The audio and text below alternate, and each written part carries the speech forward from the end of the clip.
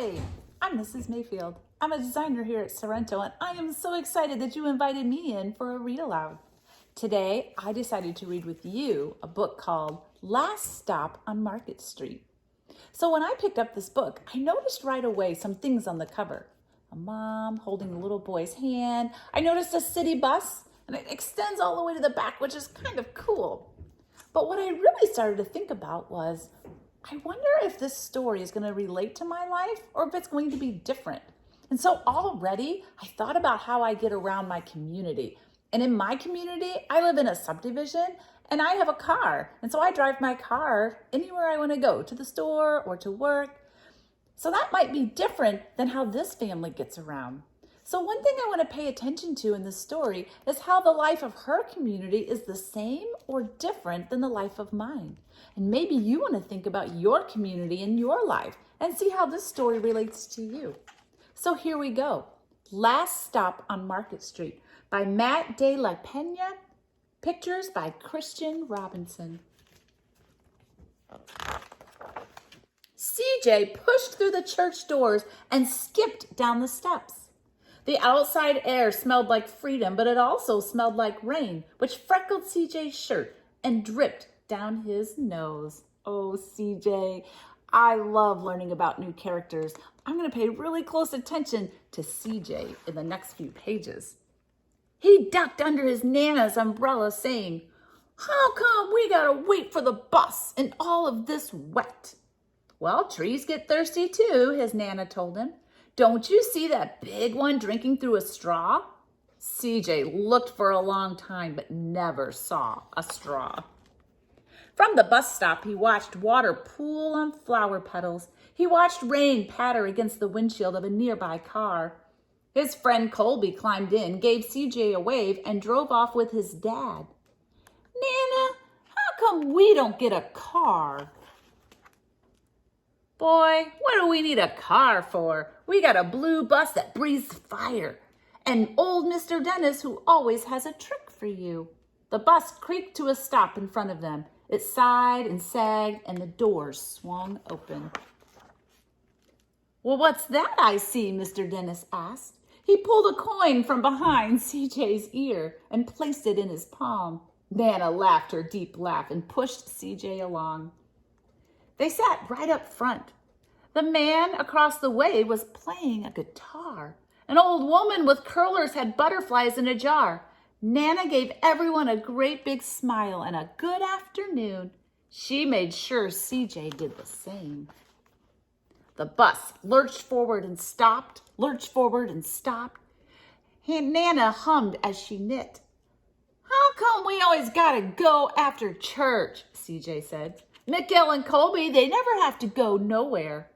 "Well, I feel sorry for those boys," she told him. "They'll never get a chance to meet Bobo or the Sunglass Man. And I hear Trixie got herself a brand new hat." CJ stared out the window, feeling sorry for himself.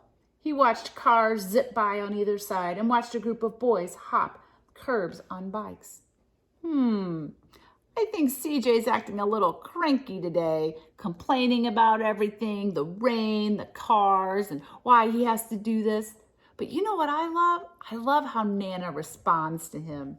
Nana always listens to what he says and then gives a positive reaction. Let's see if we can find a little bit more about Nana. A man climbed aboard with a spotted dog. CJ gave up his seat. "How come that man can't see?"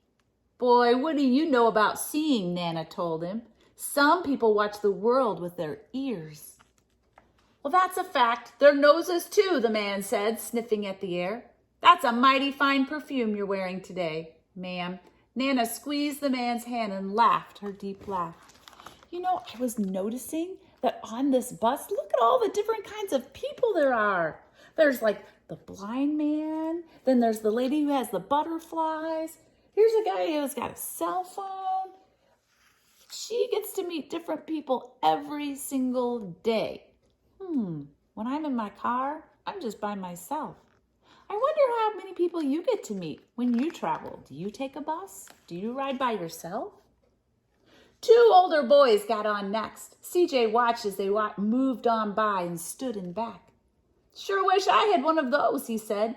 Nana set down her knitting. What for? You got the real live thing sitting across from you. Why don't you ask the man if he'll play us a song? CJ didn't have to. The guitar player was already plucking strings and beginning to sing.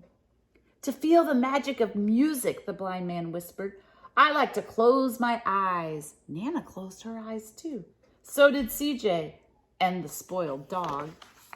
Oh, and in the darkness, the rhythm lifted CJ out of the bus and out of the busy city. He saw sunset colors swirling over crashing waves. He saw a family of hawks sliding through the sky, and he saw the old woman's butterflies dancing free in the light of the moon. CJ's chest grew full, and he was lost in the sound, and the sound gave him the feeling of magic.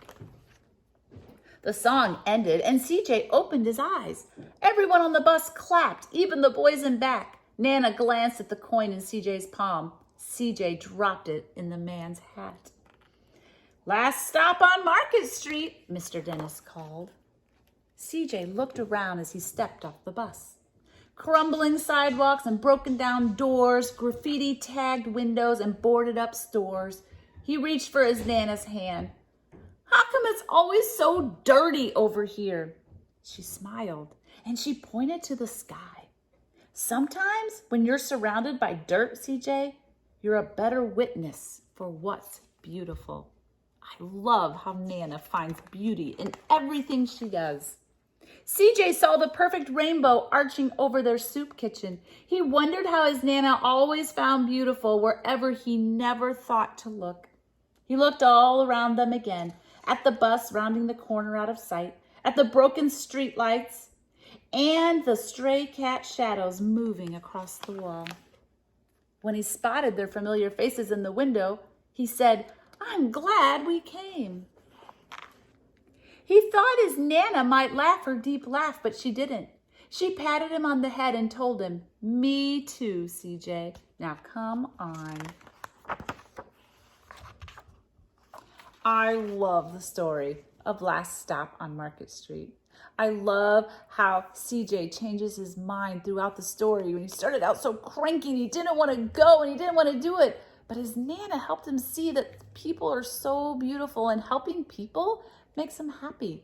And so he learned that kind of throughout the story and changed his attitude at the end, which makes me think about my own life sometimes. Sometimes I have to do things I don't want to do and I'm really grumpy about it.